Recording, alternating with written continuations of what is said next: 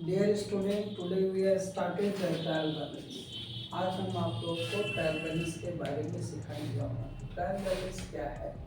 इसमें आपको जितना पैसा डेबिट में आएगा उतनी पैसा क्रेडिट में आना चाहिए। तो ट्रायल बैलेंस का नियम क्या है?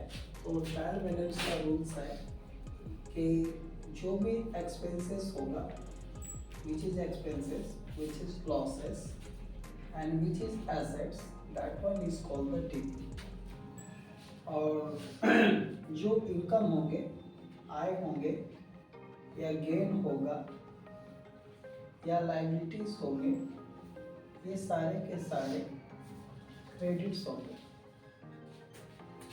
तो बच्चों ध्यान दें, यहाँ पे हमने नियम लिखे हैं कि जितने भी बिजनेस में खर्च होगा, जैसे मान लीजिए आपने कोई परचेज किया तो वो खर्च है, या मान लीजिए आपका बैड डेट हो गया, बिजनेस में लॉस हो गया तो वो आपका खर्चा है, लॉस है, हानि है, वो डेबिट होगा।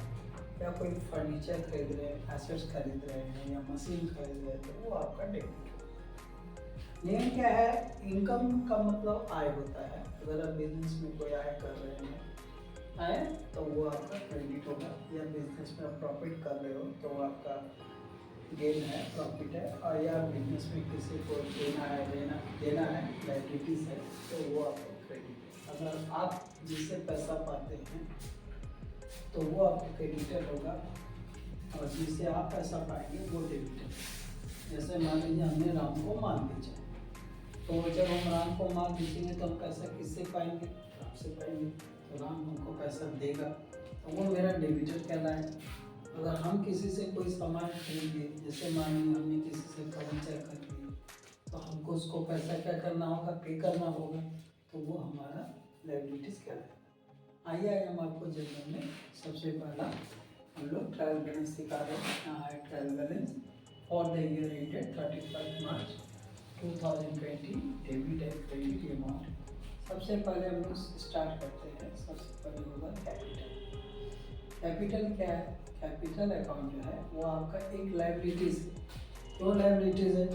क्योंकि आपको बिजनेस में पैसा देना पड़ता है, ये आपका रिस्पॉन्सिबिलिटी है, देना आपका दायित्व है, तो इसलिए आपका क्रेडिट होगा। तो क्रेडिट कितना होगा?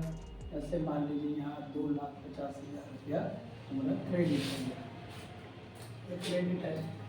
दूसरा चीज़ है, आपने क्या किया? प्लांट एंड मशीनरी खरीदी। तो जब आप प्लांट एंड मशीनरी खरीदेंगे तो देखेंगे कि आपके पास संपत्ति आ रहा है। क्या आ रहा है? संपत्ति आ रहा है।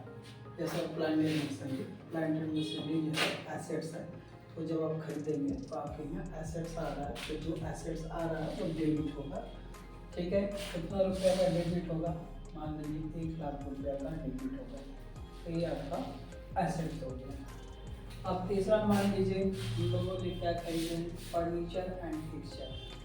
जब हम लोग फर्नीचर और फिक्सचर खरीदेंगे वो भी हमारे लिए एसेट्स कहलाएगा। फर्नीचर एंड फिक्सचर्स तो हमारे लिए एसेट्स कहलाएगा, तो हमने 50,000 का खरीद लिया। ठीक है, इसके बाद जैसे मान लीजिए हम लोग जमीन खरीदे, एसेट्स खरीदे, जैसे land and building. Land and building क्या है? ये हमारा एसेट्स है, इसलिए ये डेबिट हुआ है। लैंड एंड बिल्डिंग्स जैसे ये एसेट्स है, हमारा डेबिट है, ये हमने कर दिया। इस तरह हमने ट्रांजेक्शन में लैंड एंड बिल्डिंग को संपत्ति बताए हैं। अब बच्चों जैसे मान लीजिए हमने कोई सामान को सेल किया, रॉ मटेरियल बना, हमने सेल किया। सेल करने से हमको क्या होगा? सेल करने से हमको प्रॉफिट अर्न होगा। क्या अर्न होगा?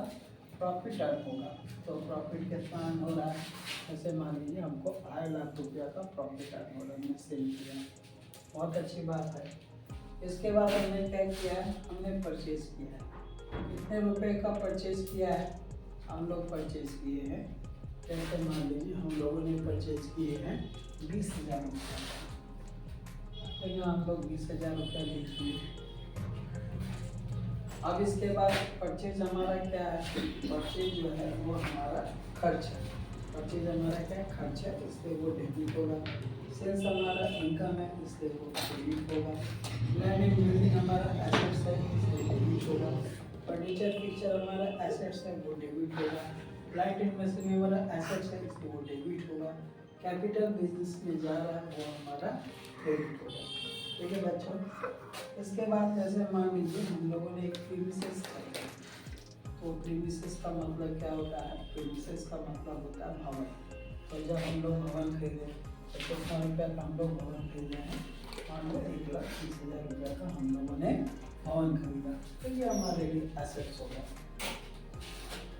इसके बाद मान लीजिए हमने कोई सामान खरीदे, हमको डिस्काउंट अलाउड मिला, क्या हुआ? हम लोग को डिस्काउंट अलाउड हुआ, तो डिस्काउंट अलाउड या हमको छूट मिला है, एक प्रकार का जो बिजनेसमैन है उसके लिए लॉस है। हमारे लिए आपका जो है डिस्काउंट अलाउड करना, हम किसी को डिस्काउंट दे रहे हैं तो हमारा एक प्रकार का लॉस हो गया। तो कितना रुपये का हम लोग का लॉस हो गया? जैसे मान लीजिए 50,000 का हमने डिस्काउंट रिसीव कर। इसके बाद क्या है? इसके बाद होता है बिल रिसीवर। जैसे हमने किसी को माल उधार में बेचा, जैसे मान लीजिए हमने किसी को उधार में माल बेचा, तो अब हम उससे पैसा पाएंगे। यदि कोई माल बेचे 3 महीना 3 महीने के बाद हम लोग पैसा पाएंगे, तो हम बिल रिसीव कर रहे हैं। तो हम लोग कितना रुपया का बिल रिसीव कर रहे हैं? लोग 1 लाख रुपया का बिल रिसीव कर रहे हैं, ये हमारे लिए एसेट्स होगा। ठीक है। तो मान लीजिए बिल रिसीवर हम लोग 50,000 का किए, 1 लाख नहीं 50,000, यानी इसका मतलब कितना हो गया? आई। इसके बाद हम लोग बिल्स का पेमेंट कर रहे हैं। तो जब आप बिल्स का पेमेंट करोगे तो आपके यहाँ से पैसा चला जाएगा। तो बिल जब हम लोग पेमेंट करते हैं तो हम लोग का पैसा चला जाता है। कितना पैसा चला जाता है? 1 लाख रुपया चला जाता है, ये हम लोग बिल पेमेंट। इसके बाद क्या है? इसके बाद जैसे हमने किसी को सैलरी दी, सैलरी हमारा क्या होता है? सैलरी हमारा एक्सपेंस होता है, खर्च कर रहे हैं।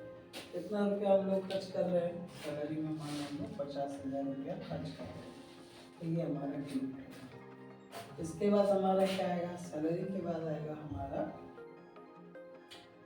जैसे मान लीजिए हम लोग कैरेज, जैसे कैरेज का मतलब होता है ट्रक भाड़ा। हम लोग ट्रक भाड़ा कितना लगा दिए? मान लीजिए 50,000 रुपये ट्रक भाड़ा लग गया, ट्रक भाड़ा हमारा खर्चा है। इन सब करने के बाद अब हम लोगों ने क्या किया? इन सबको तमाम को जोड़ दिया। ध्यान दीजिएगा बच्चों, ये सारे पैसा जोड़ने के बाद दोनों का बैलेंस टैली होना चाहिए। तो जैसे मान लीजिए हम लोगों ने इसको जोड़ दिया, यहाँ पर देखिए हम लोग जोड़ रहे हैं। ये हो गया 2.5 लाख, 2.5 लाख 5 और 1 हो गया 6 लाख हो गया। 6 लाख इधर भी हो गया। अब इधर में हम लोग जोड़ लेंगे, हो गया 2.5 लाख और ये हो गया 1.5 लाख, 1 लाख 2.5 लाख, 2.5 लाख का 1 6। यानी हमने देखा कि दोनों साइड का पैसा जो है टैली कर गया है। अगर दोनों साइड का पैसा टैली कर गया है, इसका मतलब क्या हो गया? हमें टोटल मिल गया, इसको हम लोग टोटल कहते हैं। तो बच्चों हम लोग ट्रायल बैलेंस में ये सीखे कि जितना भी बिजनेस में खर्चा होगा, जितना भी बिजनेस में एसेट्स होंगे, वो सब के सब डेबिट होंगे। जैसे क्या है कि ये प्लांट एंड मशीनरी, ये हमारा एसेट्स है, इसके ये हमारा कैपिटल हमको जा रहा है, तो कैपिटल हमारा लायबिलिटीज हो गया, है ना। ये हमारा एसेट्स हो गया। फर्नीचर फिक्सर मेरा एसेट्स हो गया, इसके डेबिट हो गया। इसके बाद लैंड एंड बिल्डिंग, ये हमारा एसेट्स है, ये भी हमारा डेबिट हो गया। सेल कर रहे हैं, जब सेल करोगे तो आपको पैसा आएगा, ये आपका क्रेडिट हो गया। परचेज हमारा खर्चा है, डेबिट हो गया। तो इनमें हमारा बिल्डिंग खरीदे हैं तो 1,30,000 का खर्चा हो गया, डेबिट हो गया। हम किसी को डिस्काउंट दिए, हमारा छूट लॉस हो गया, डेबिट हो गया। बिल रिसीवर, हमने किसी से बिल रिसीव किया, वो 50,000 हो गया। बिल का पेमेंट किए 1 लाख, हमारे यहाँ से पैसा चला जा रहा है। इसके बाद है सैलरी। सैलरी हमारा एक प्रकार का खर्चा है, क्योंकि हम स्टाफ को सैलरी पे कर रहे हैं, इसलिए हमारा डेबिट हो गया। कैरेज मैंने ट्रक का भाड़ा हम दे रहे हैं, तो ये हमारा एक प्रकार का खर्चा है, इसलिए ये सब डेबिट हो गया।